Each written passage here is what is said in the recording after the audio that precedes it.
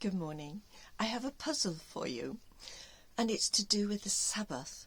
Now, as Christians, we're not under the Mosaic law, so we're not obliged to keep a weekly Sabbath, but there is a Sabbath that we can take part in. I'll explain. Genesis chapter 2 and verse 2. And on the seventh day, God finished his work that he had done, and he rested on the seventh day from all his work that he had done. Now, if we go to Hebrews chapter 4, it appears that this Sabbath day is still going on. Hebrews 4 and verse 1 says, "The promise of entering his rest still stands." And verse 9, "So then there remains a Sabbath rest for the people of God." And verse 11, "Let us therefore strive to enter that rest." Now, here's the puzzle. In John chapter 5, we have Jesus healing an invalid. He'd been very, very sick for many years. And you think, yes, lovely, what's about this? But he did it on the Sabbath.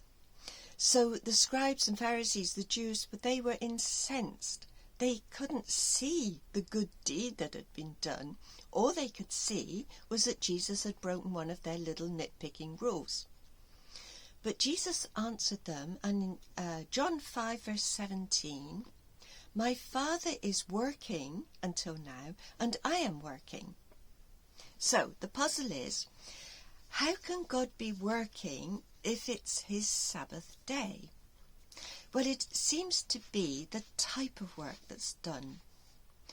Now, reading through the Gospels, you will never find Jesus Christ doing any sort of physical work on the Sabbath. He wouldn't have done any carpentry or anything like that. The works that he did do were to bring rest to people.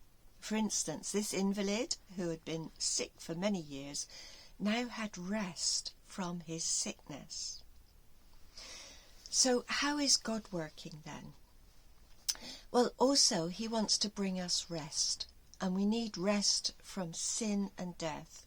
So in order to give us salvation from that, our very kind Father has been working hard to explain to us what is needed for salvation. Now, God's ways are much higher than ours. The laws of the universe are far different to anything that we might come up with on earth. And the earth and people on it need to be in tune with the sort of laws that are prevalent in the whole of the rest of the universe. So God has spent time then teaching us what is needed for our salvation, for us to be reconciled to God and the rest of the universe. So he made promises to Abraham. He rescued the Israelites from slavery in Egypt, and they were supposed to go to a land of rest. Didn't quite work out quickly, but he gave them a law which explained to them what was needed for salvation. Jesus, he fulfilled the law by being the perfect sacrifice that we needed for our salvation. So if we go back to Hebrews chapter 4, and it says here, and it's in verse 10, "For whoever has entered God's rest has also rested from his own works, as God did from his."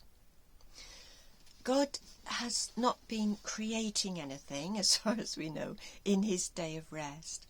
His works are to give rest to us. So how do we enter God's rest? Well, the rest of the chapter, the Apostle Paul wants us to obey God's commands. And in order to do that, we need to have faith. And faith gives us rest.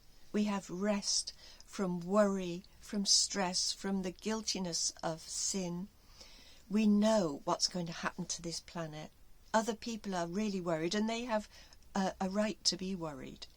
But we know what's going to happen, and we know that there's a great hope for an end to sickness and death, and for sin to be done away with. That gives us a huge amount of rest from worry, anxiety, and from being alienated from God. So to enter this rest then just means that we have faith in this. But if we ourselves can give rest to somebody else and do what we can. Now, we are physical beings and we need to work, we need to eat, sleep and so on, and that takes up most of our times. But as Jesus said, if we put the kingdom first, if the kingdom is foremost in our minds, then we will have some time to spend on kingdom interests and maybe helping others if we can, even if it's only by our example in the way we live. So entering God's rest is the best thing we could do, gives us rest from the awfulness of sin, and we look forward to the kingdom when all the effects of sin will be done away with, sickness will be a thing of the past, and we will be able to work with our Father in whatever project he has for the future. Thank you, and God bless.